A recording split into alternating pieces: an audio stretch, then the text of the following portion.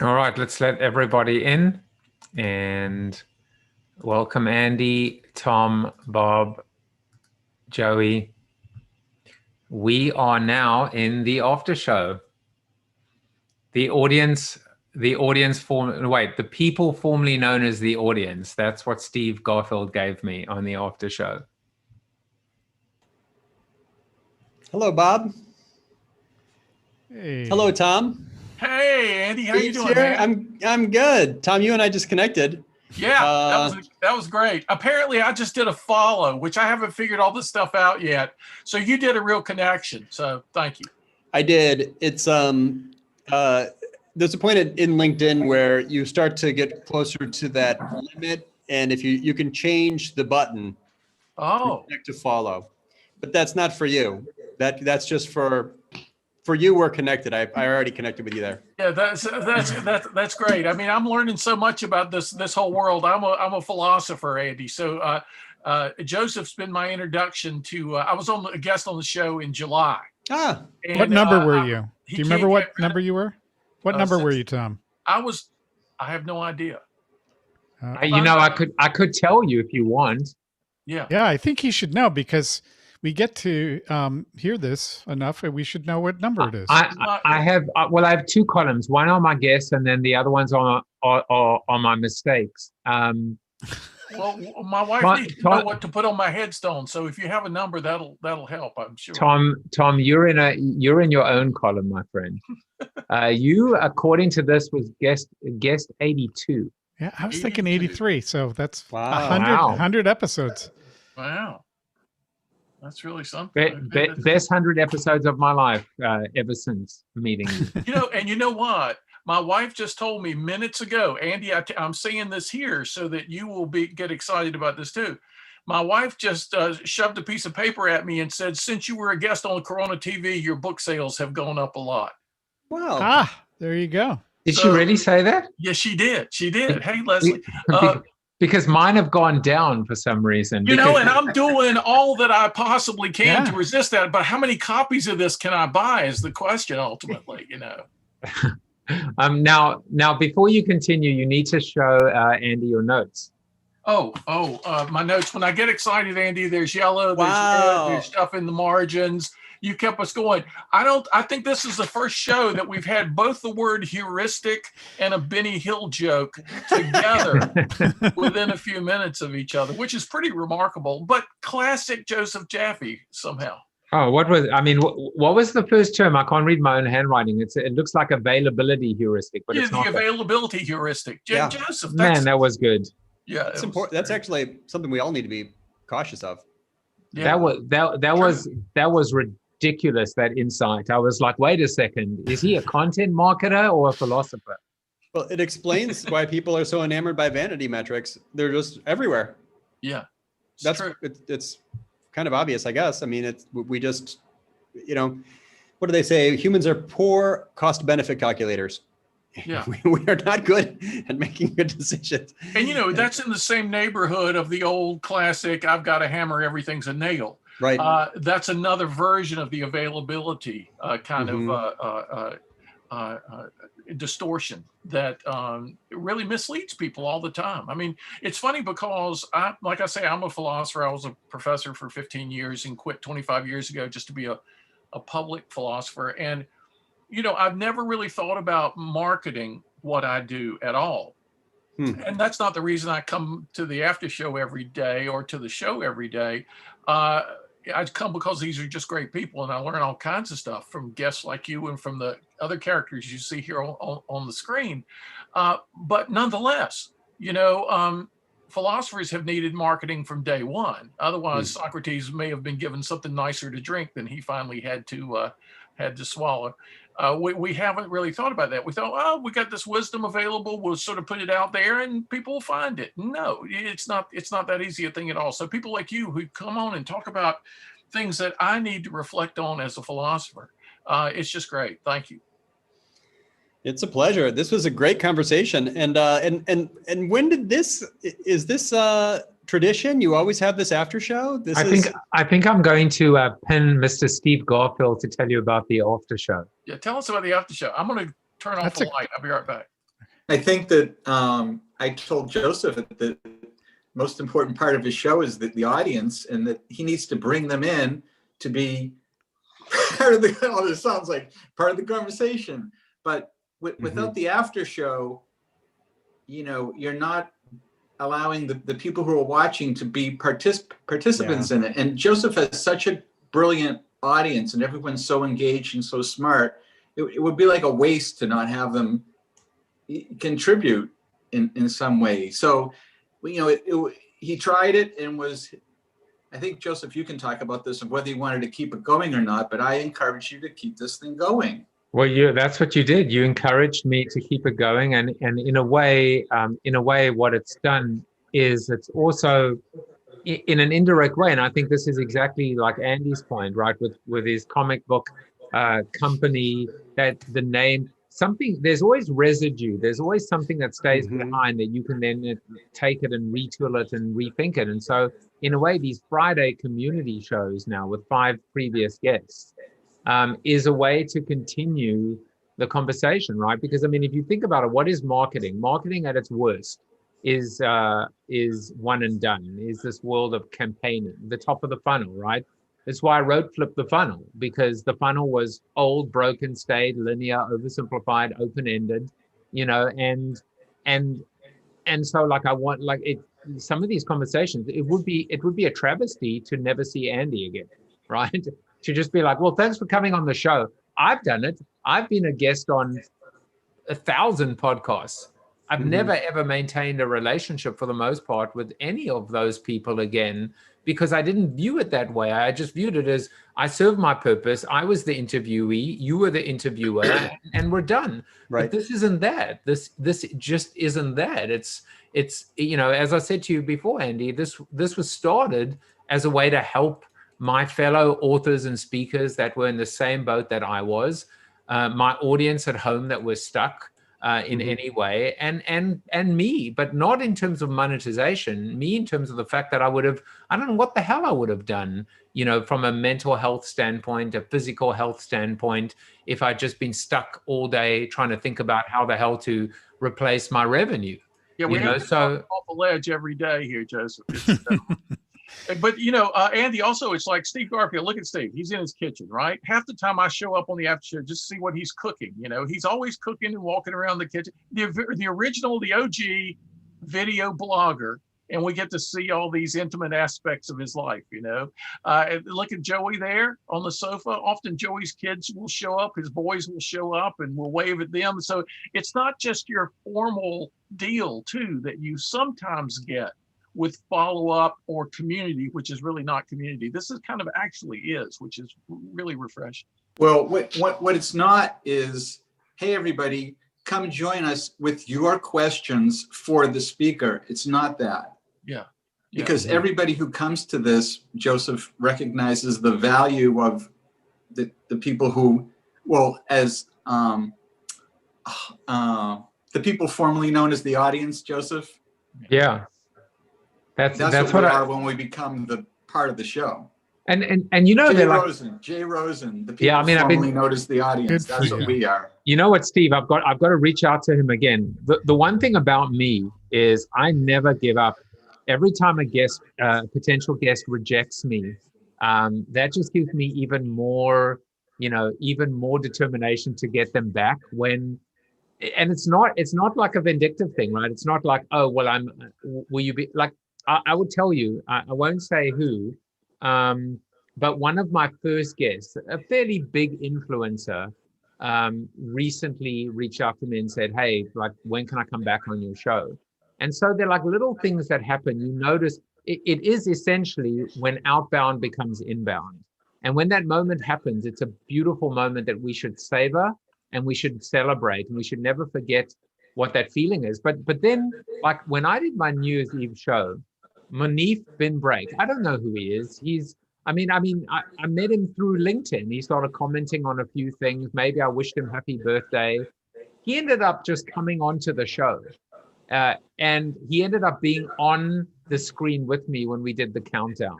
So I was wondering who that was. Yeah, but I love that. I love the randomness of the fact. And of course I let him on because I mean, there's some risk, but not much in terms of the fact that this guy had been commenting on the show for 2, 3, 4 weeks.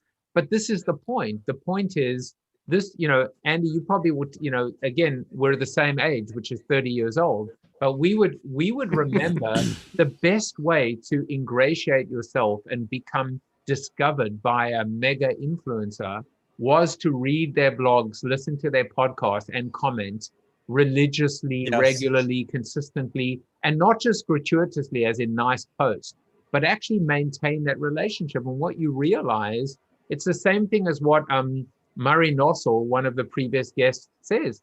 Your listeners, your audience, are as much a part of the story as you are telling the story, because without them, there is no story. There's no storyteller. You need your audience so desperately to kind of complete the value proposition, even if they're not necessarily talking or commenting or engaged. And that was one of the most powerful insights that I got from one of my guests. I love that. Years ago, there was I'll remember his name in a minute, articles about how to do marketing when you have a tiny audience. And the main point was that it's a moment at which you have an advantage because you can create a red carpet experience for the small group of people by reaching out to them and having a conversation.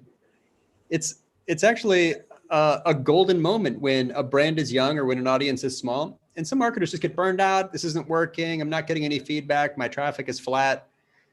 Who cares? Who are you talking to? Have you invited them into your blog? Do you reach out to them? Have you asked them why they came? Do you respond to every comment? Are you, I think that you have an opportunity in the early days, in the beginning, to create super fans. It's something that the opportunity disappears later on. It's like, maybe you don't need a content strategy, get a conversation strategy going. Monologue is boring. It's very boring. I just think of these bloggers, millions of people are just writing one post after the other, hitting publish over and over in WordPress. Like, I would never write an article without getting a contributor quote from at least one person. A journalist would never write an article without a source. Why would I write an article without a contributor quote? I want every piece of content I produce to be collaborative. I never want to miss a chance to connect with somebody.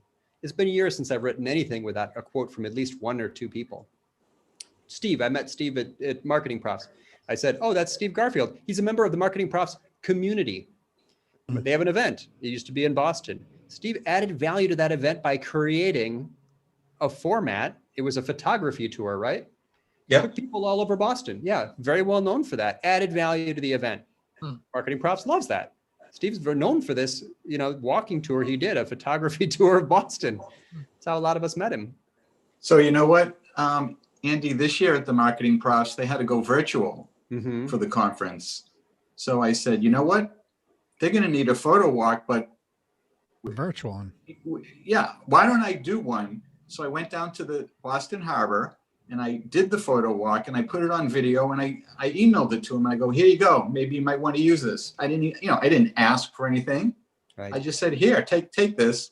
And so they thought it was amazing. They loved the photo walk. And then they said, hey, Steve, why don't you do a session? So then I became a speaker. And I wasn't looking for that, but by giving, I always, like Adam Grant says, I think give before get.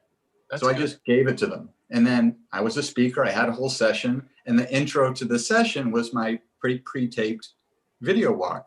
Yeah. And I didn't even think of asking for anything for it. Yeah.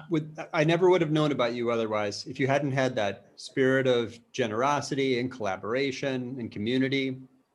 So, Andy, what you just said, I mean, you nailed it like you cannot even imagine. And I think we all feel that we're part of this red carpet experience.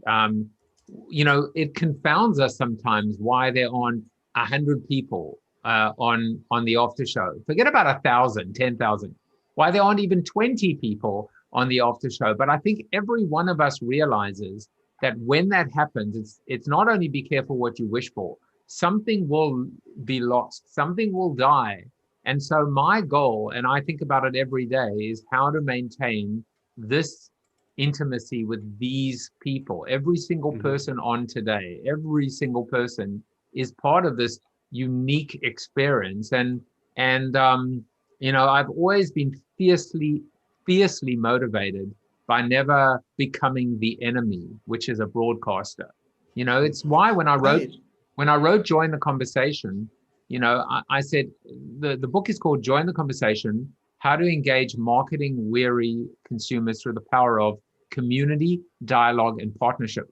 I never used the word social media. I used the word conversational marketing. Just like you said, forget about content strategy, you need a conversation strategy. It was so clear to me back in 2007 that, this is not media. Marketing is certainly higher than media on the, in terms of human connection. But still, marketing itself is, as Tom will probably testify to, there is good marketing and bad marketing. There is good marketer. There are good marketers and bad marketers. To your point, Andy, a good marketer is a good teacher. Yeah. Srinivas Rao, he's a podcaster. He's the person who wrote those articles way back when that taught me about where I remember that moment where I learned that you have the opportunity to create a white glove, red carpet experience for your small group, your small audience in the beginning. It's a golden opportunity. Another one, and I'll remember his name in a minute, World Domination Summit. Have you heard of this event? Who is that? Chris? I'm forgetting his name. I'd heard this legend that he reached out to his first 1,000 subscribers to ask them why they subscribed. I emailed him once to confirm because I was writing an article and wanted to mention that. He said, no, that's not true. It was the first 10,000 subscribers. He reached out to he individually, one at a time, emailed his first 10,000 email subscribers, asking them why they subscribed and what he could offer them of value. that is remarkable. So I didn't mention this on the show. I forgot to. I was going to, but this past weekend, someone told me that recently Tim Ferriss was interviewed by someone else on the Tim Ferriss story and how he, his successes. I think it's the podcast called How I Built This, How I Made This, How I Built This.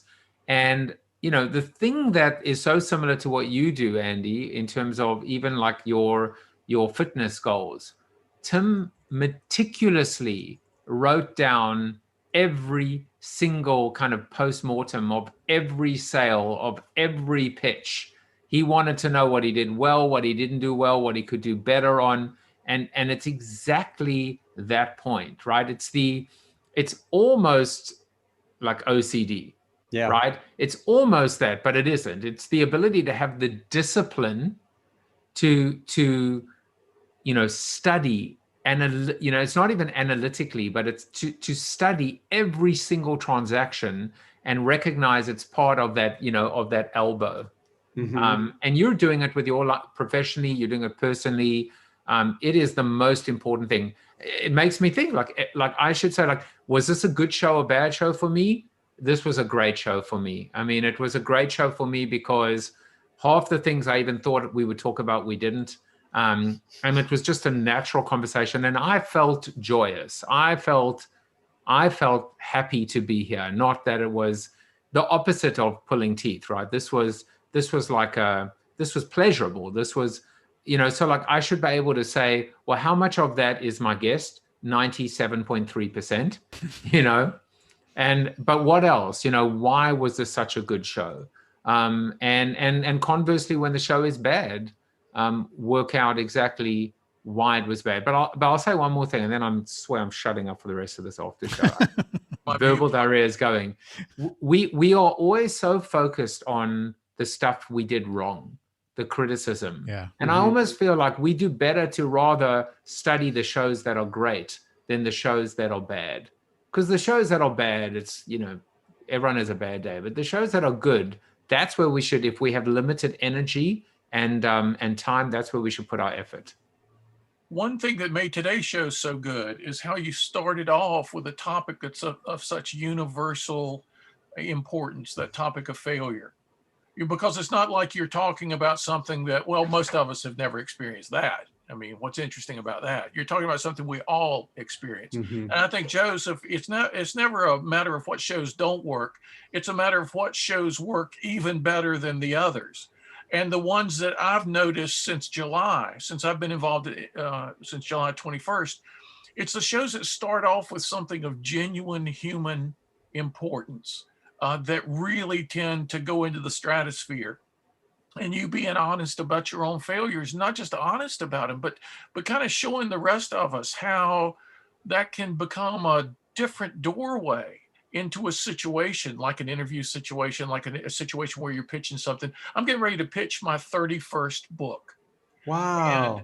And with an agent, and my books tend to top out at about 100,000 copies or so, and that's even now that Big number. my mother's no longer with us and buying 80% of those.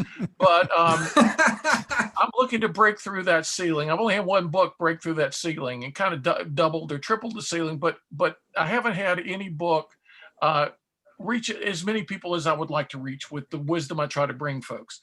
And so you said a lot of things today that are going to inform how I rewrite my book proposal, which is a new thing, by the way. So we have authors on this after show. I've never sold a book by a proposal before. I've just written something I was interested in, turned in a full manuscript and said, here, you interested? And publishers don't do that anymore. So I'm working on a proposal. But anyway, too much about me. But that stuff about failure that you started with, my favorite book that I've written was turned down 44 times. Wow. And my first book was turned down 36 times. And that was when I was 21 years old. And the 37th publisher said, yeah, okay.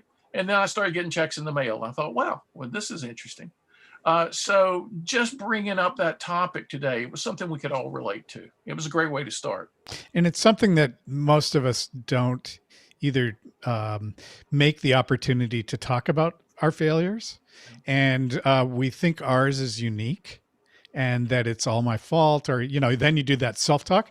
So it was a healthy experience. And thank you, Andy, for that, to be able to, hear that it's happened to other people. I mean, it's one thing to hear about successes, but what I think builds a person's character are how we rebound from the failures. And, so yeah, it was kind of refreshing to hear that aspect of it.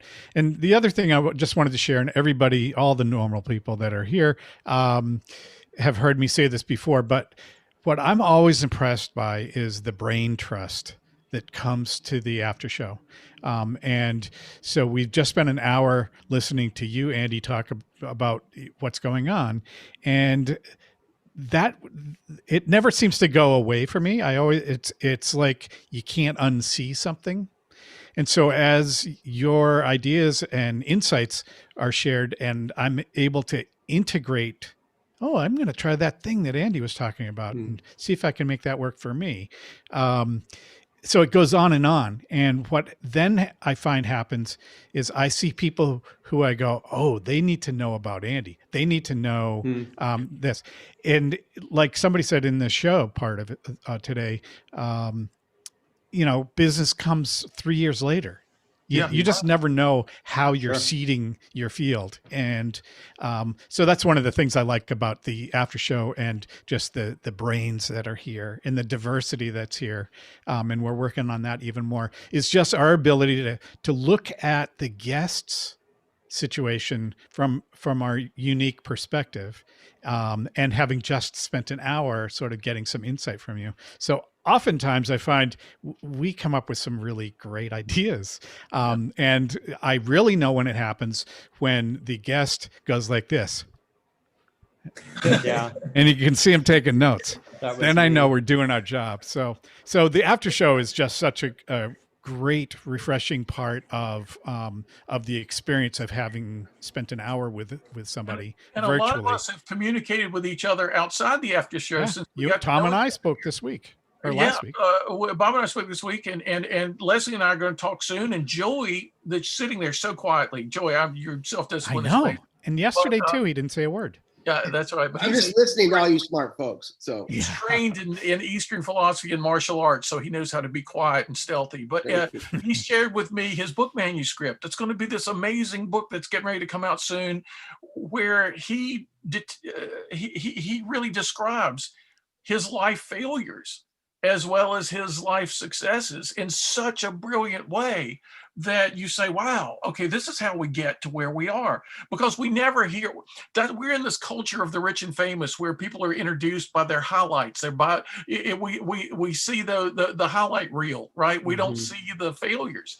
And as I've read world literature just over the last 20 years, something I never did in college, but I've been impressed with how often we get failure after failure after failure. For example, I put in the notes of the chat today, the Odyssey, which I read 4 times last year and have read twice before, is mostly about Odysseus's failures. You know, he loses men, he loses ships, he loses focus. He has almost every failure imaginable, and then some that wouldn't have been imaginable without the story, as a result of which he finally gets to his goal of getting home. That's kind of a lot of great world literature in a nutshell, right? The latter steps of failure.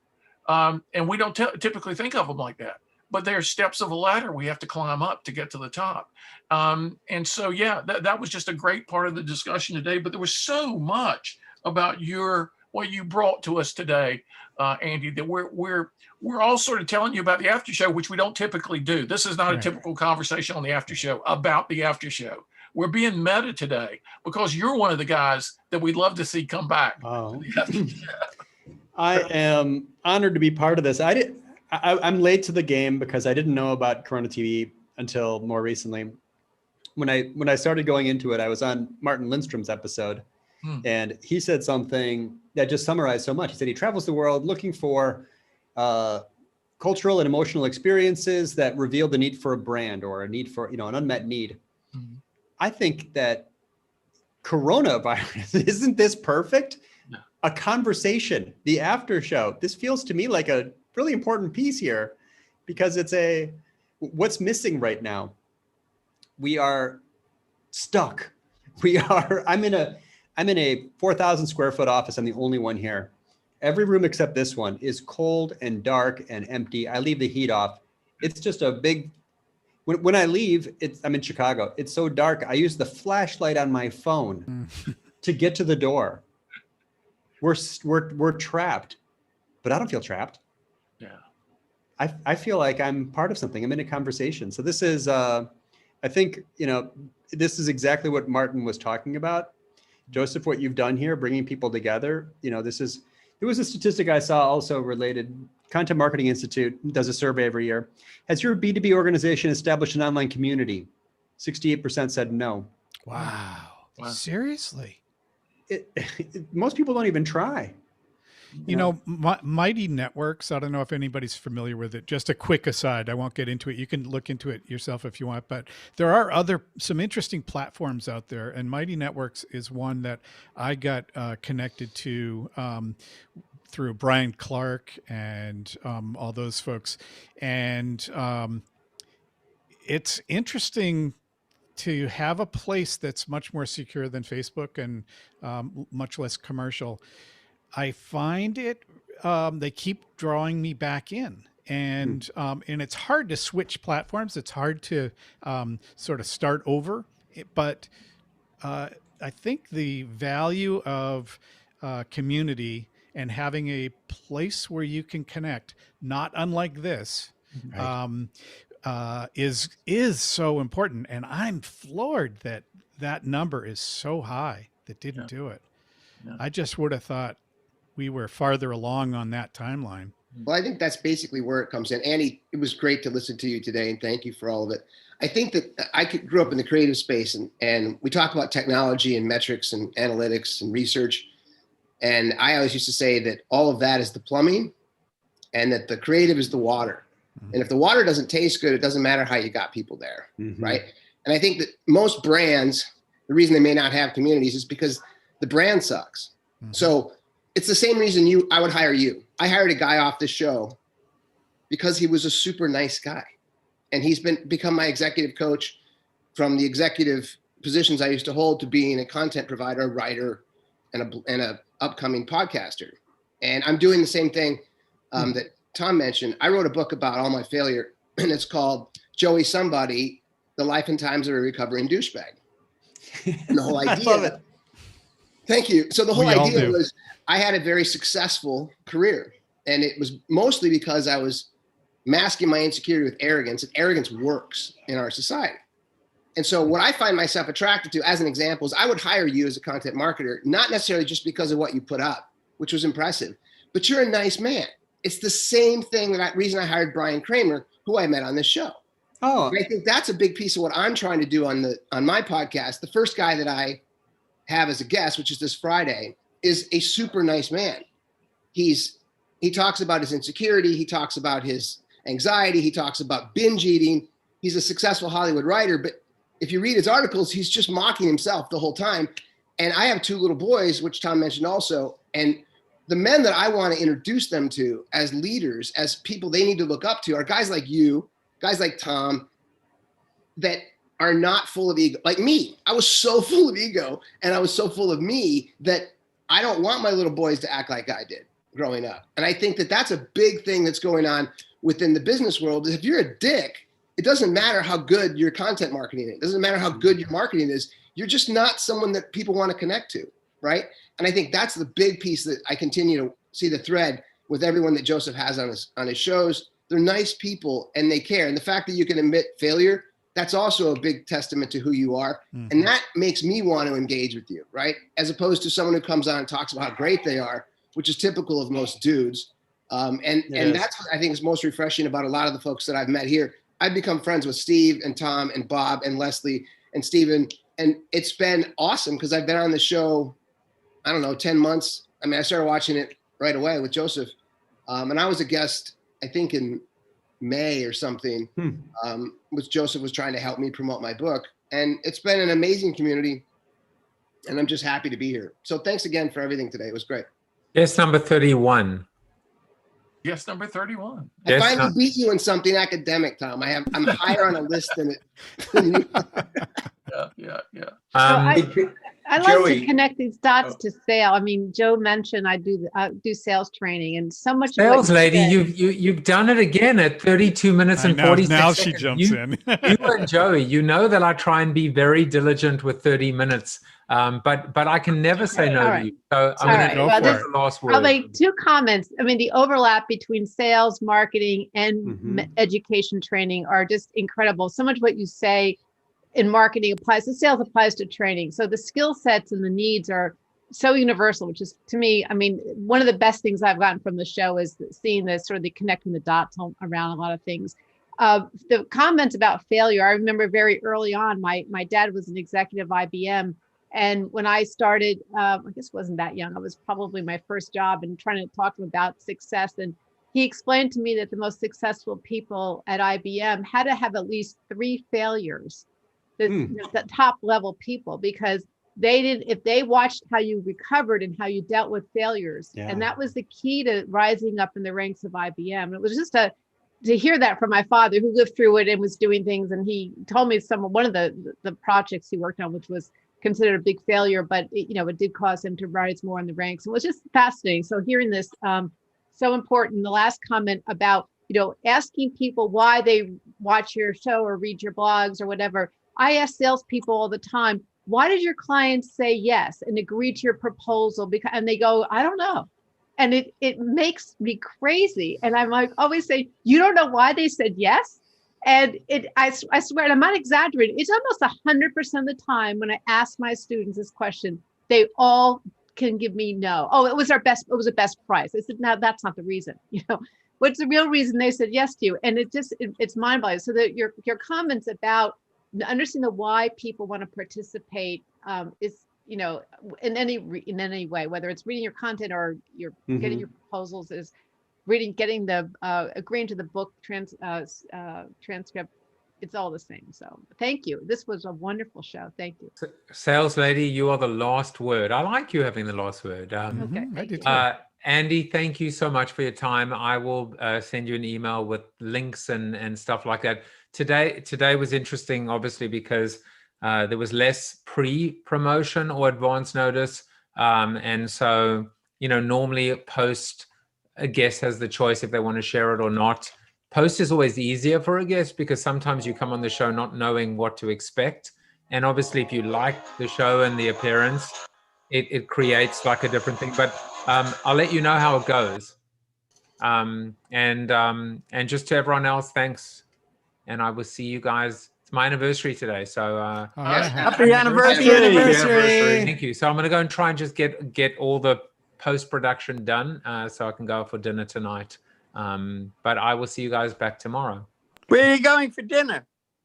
I'm going to the. Backyard. I'll tell you right now.